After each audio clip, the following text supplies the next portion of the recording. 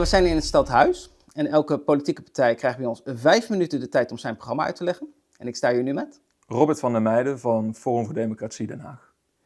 En waarom ben je bij de politiek gekomen? Ja, ik merk dat mensen zich niet meer thuis voelen in hun eigen stad door de alsmaar voortgaande massamigratie. Dat de lokale lasten ontzettend hoog zijn en daar wil ik wat aan doen. En als we dan naar jullie programma kijken, wat zijn de 3 belangrijkste punten van jullie programma en hoe willen jullie die gaan verwerken eigenlijk?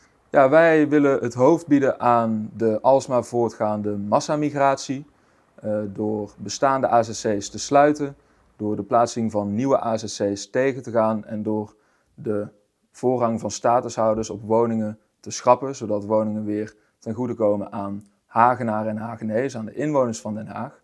Daarnaast zal het beperken van de massamigratie zorgen voor een verminderde druk op infrastructuur, op zorg, op politie, op onderwijs. En daarmee zal de stad ook weer een stuk leefbaarder worden. En jullie tweede punt? Ja, wij willen de inwoners van Den Haag directe inspraak geven in de beleidsvorming door middel van het invoeren van bindende lokale referenda. En dat zal ervoor zorgen dat de participatiegraad omhoog gaat. Mensen zullen zich meer inspannen om politiek betrokken te zijn, omdat zij weten dat hun stem uiteindelijk zal leiden tot daadwerkelijke veranderingen in het beleid. En daarnaast is het natuurlijk heel goed mogelijk op dit moment dat door een standpuntenuitruil tijdens de coalitievorming beleid tot stand komt dat niet in lijn is met de volkswil. En een referendum is eigenlijk de enige manier om daar een correctie op aan te brengen. Dus om uiteindelijk beleid te krijgen dat direct in lijn is met de wil van het volk. En als we kijken naar punt 3? Ja, wij gaan snoeien in het Haagse ambtenarenapparaat. En de kostenbesparing die we daarmee realiseren laten we ten goede komen aan lastenverlichting voor de inwoners van Den Haag.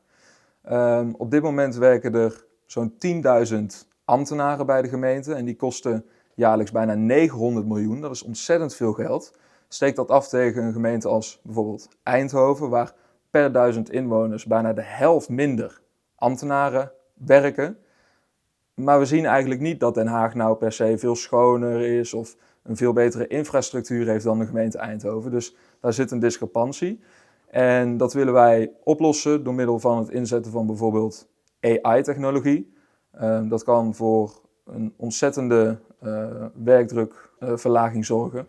En daarmee kunnen we minder ambtenaren plaatsen op het stadhuis en dus ook minder gemeentelijke kosten maken, zodat we de gemeentebelastingen kunnen verlagen voor de inwoners van Den Haag. Wat zijn de concrete problemen in Den Haag en hoe willen jullie die oplossen? Ja, de woningcrisis, veiligheidsproblemen, onderwijsachterstanden en een afgenomen leefbaarheid, dat zijn problemen die op dit moment spelen in Den Haag. En die vinden hun oorsprong mede in massamigratie. Inmiddels heeft 60% van de inwoners van Den Haag een migratieachtergrond en het college voorspelt dat Den Haag de aankomende 25 jaar een bevolkingstoename van 100.000 migranten kan verwachten. Dit gaat ten koste van woningen voor Hagenaren en Hagenezen. Het zorgt voor meer onveiligheid.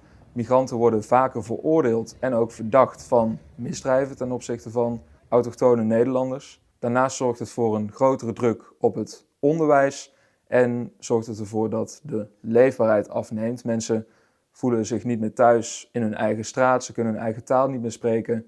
En dat zorgt zodoende voor een afbraak van de binding met de stad waarin zij zijn opgegroeid.